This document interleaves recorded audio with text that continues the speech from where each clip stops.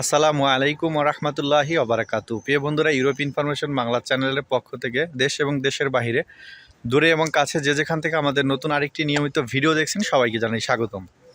তো অনেকে আমাদেরকে প্রশ্ন করেছিল, সেই প্রশ্নের উত্তরে এবং কিছু ইনফরমেশন আজকে আমরা এই ভিডিওর মধ্যে শেয়ার করতে যাচ্ছি। সেটি হচ্ছে যে আমাকে অনেকে বলেছিল যে ভাই, আমি এখন বেলারুশে আছি বা বেলারুশে আসতেছি, আমি কি পোল্যান্ডে আসতে পারবো কিনা, বা অনেকে বলেছিল নর্থ মেসোডোনিয়াতে আছি, অনেকে বলছে সার্বিয়াতে আছি।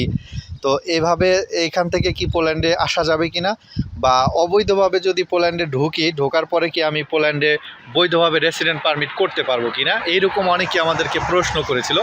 তাদের এই প্রশ্নের উত্তরে আমি আপনাদেরকে বলে দিচ্ছি যে মূলত হচ্ছে আপনি যে কোনো দেশ থেকে আসেন না কেন, পোল্যান্ডে বৈধতা পাওয়ার কোনো সুযোগ নেই। কারণ হচ্ছে সরকার এটা অলরেডি 2025 সালের জুন মাসেই কিন্তু ঘোষণা দিয়ে দিয়েছে যে আপনি অন্য দেশের যদি টিআরসি কার্ডও থাকে, যেমন হচ্ছে সেনজেন কান্ট্রি, ধরেন আপনারা জানি আমরা যে এখন বর্তমানে 29টা দেশ হচ্ছে সেনজেন কান্ট্রি। এই 29টা দেশের মধ্যে আপনি যে কোনো দেশের টিআরসি কার্ড থাকলেই যে পোল্যান্ডে এসে কনভার্ট করতে পারবেন বা বৈধ হতে পারবেন, সেটার কোনো নিয়ম কিন্তু এখন আর নেই। এটা আগে ছিল, যারা এর আগে আসছিল 2025 সালের জুনের আগে, তারা কিন্তু কাট করতে পেরেছে। এখন কিন্তু আর আপনার সেই সুযোগ নেই।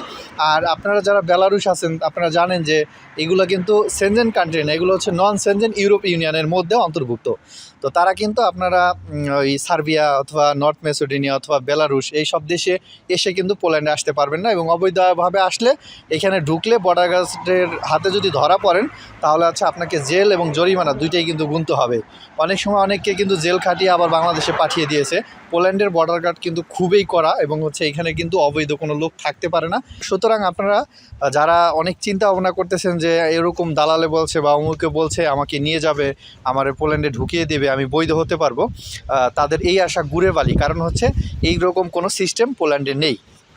এবং আমরা আসি আরেকটু বিষয় নিয়ে আপনাদেরকে শেয়ার করার জন্য।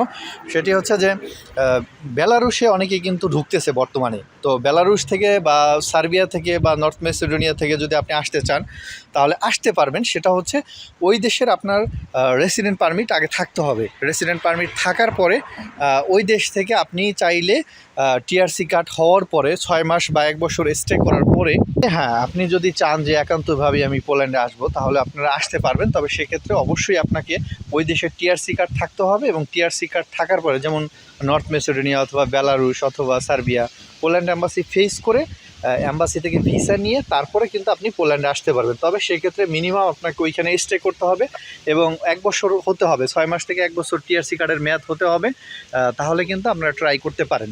তো এই প্রশ্নগুলো উত্তরগুলো আমরা দেওয়ার জন্য আজকের এই ভিডিওটি করা, যে মূলত যারা চিন্তা ভাবনা করছেন যে এইখানে থেকে অবৈধভাবে বা অন্যভাবে বর্ডার ক্রস করে আসলেই কি আমরা বৈধ হতে পারবো কিনা, তাদের জন্য এই বার্তাটি ছিল আমাদের আজকের এই ভিডিওতে, যে আপনি কোনোভাবেই কিন্তু এখানে বৈধ হতে পারবেন না।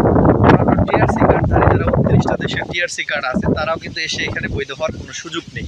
সো এই ধরনের চিন্তা ভাবনা করবেন না। এবং অনেকে আমাদেরকে প্রশ্ন করেছিল যে ভাই, ট্যুরিস্ট ভিসায় যদি আমি আসি, তাহলে পোল্যান্ডে কি বৈধ হতে পারবো কিনা। আসলে দেখবেন যে টিআরসি কার্ডধারী যদি তারা এসে বৈধ হতে না পারে, তাহলে আপনি একটা ট্যুরিস্ট ভিসা নিয়ে 30 দিনের অথবা আপনি 60 দিনের অথবা 90 দিনের ভিসা নিয়ে এসে আপনি এখানে বৈধ হতে পারবেন। এটা আপনাকে কোন যুক্তিতে বলে? আপনার নিজের মেধায় কি বলে আপনি বৈধ হতে পারবেন? না, এখানে বৈধ হওয়ার কোনো সুযোগ নেই।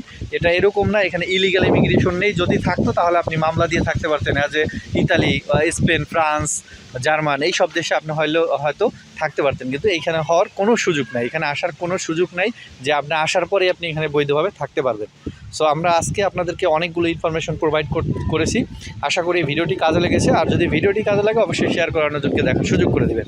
তো পরবর্তী ভিডিওতে দেখা হচ্ছে পোল্যান্ডের নতুন কোনো বিষয় নিয়ে, নতুন কোনো খবর নিয়ে। আল্লাহ হাফেজ। আসসালামু আলাইকুম ওয়া রাহমাতুল্লাহি ওয়া বারাকাতুহু।